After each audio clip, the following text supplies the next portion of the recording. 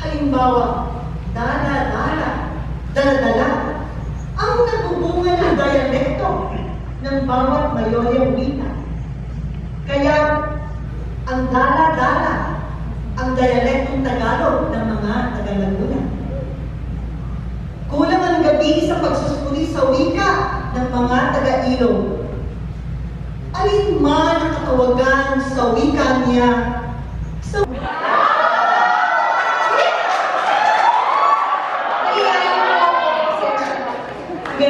hindi ang question dyan eh. Kaya na sila nag-practice? Pag break time sa kaya ba mahabang pila sa consulate? Kaya pala laging busy yung phones?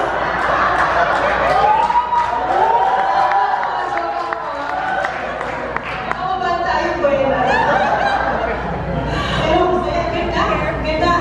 Isang ulit, bagong palakpakan.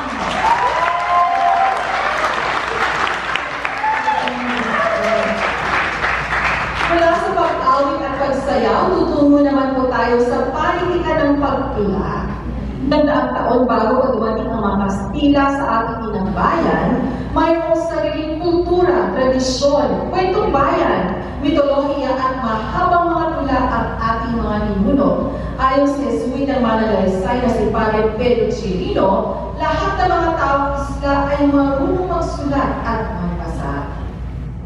Ang mga mahahabang tula na nagpamalas ng sigla, kulay at katang-isip, mga kwento ng pag-ibig at pakipagsapalaran, mga kwento tungkol sa mga katutubong bayani na nagpamalas ng lakas at gilas mula sa Diyos, mga halimaw ng himmaan at tagumpay laban sa mga hukbong may mabibigay na loob habang lumilipad sa nakaluluno na hangin at nagtataglay ng mga nagliliparang panangga at nangangalaga sa mga unang pamayanan ng mga isla.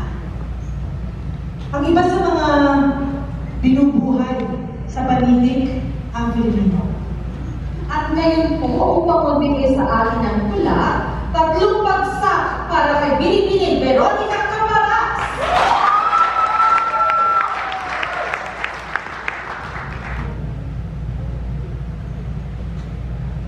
maayong gabi sa imo na tanan. Naimbag nga labi kada kayo. Iwas sa katibok, nga takban sa kalay. Masarap pakinggan ang mga wikang Pilipino. Walo sila. Tagalog, Cebuano, Ilocano, Hiligaynon, Bicolano, Waray, Pampanga, Pangasinense. May hilig ng paggalang, pagmamahal,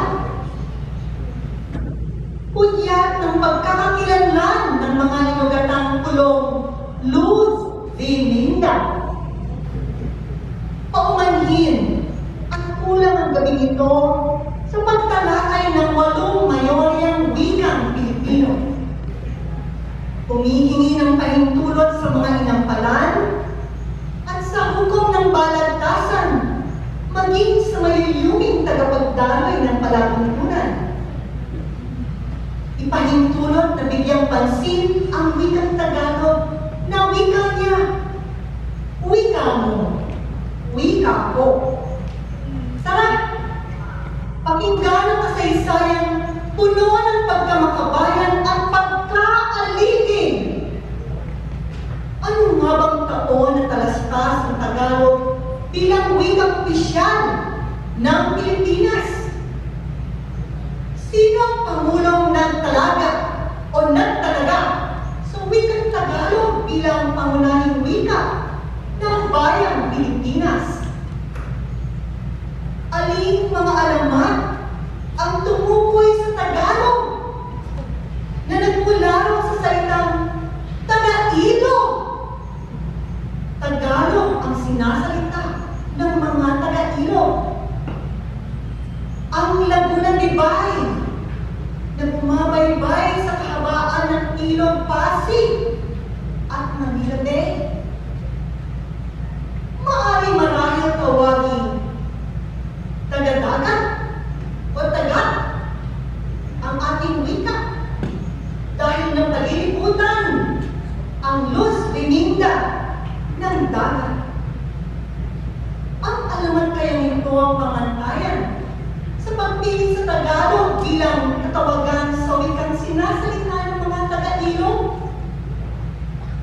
wika ng mga taga-Ilog ang siyang binansagang wikang pambansa? May kinalaman kaya ito sa mahabang kasaysayan ng lungsod na maging ang ngalan ay mula sa mga nakapaligid na nilan? Kaya Maynila? Napabilang din kaya ang mga nilan sa pagpapalitan ng mga tulay sa pagpunawang patuloy na nakakanlong sa tuyang kolonyal? Ang wika niya, ang wika mo, ang wika ko. Nais ko sanang panatilihing Tagalog ang wika niya, ang wika mo, ang wika ko. Ulitin natin ang pagbigkas ng mga salitang Tagalog. Malumay, malumi, maragsak, mabilis. Puno, puno, luto, luto, bata, bata, dala, dala. Minsan, bumigkas sa mga salita.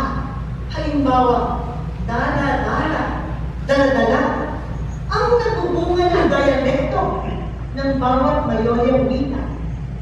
Kaya, ang dala-dala, ang dialektong Tagalog ng mga taga-Laguna. Kulang ang gabi sa pagsusuri sa wika ng mga taga-Ilog. Alin man ang katawagan sa wika niya, sa wika mo, sa wika ko. Patuloy ang wika sa taikid na pagtimbulog mula sa gabitong Malayo Polynesian. Sa maraming taong lumipas, na isang tabi na ang pagkadalisay ng wika niya, ng wika mo, ng wika ko. Pumalit ang wikang nakipagtambalan sa mga wikang Espanyol, Ingles at sa walong mayoryang wika.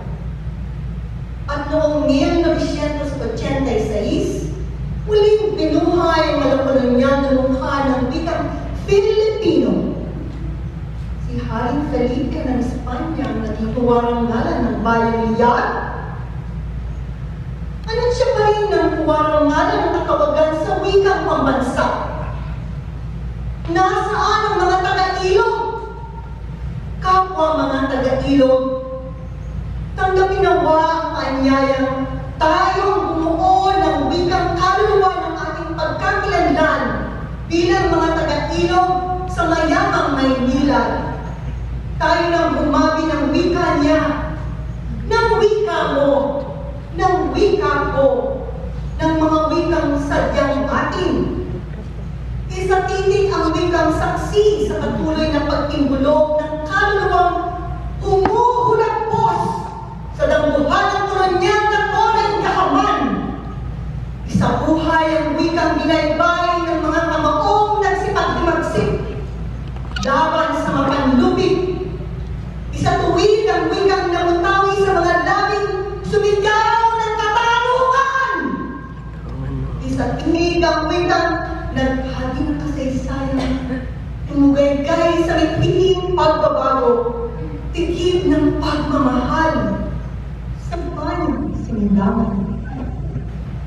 Halina mga kapwa-esko, mga kapanauhin, mga inampalan Ginoong Bugong, mga binibining tagapagdaloy sa palatuntunang ito. Tukuyin natin ang hugdan ng wikang tanda ng pagkaalipin, ang wika niya.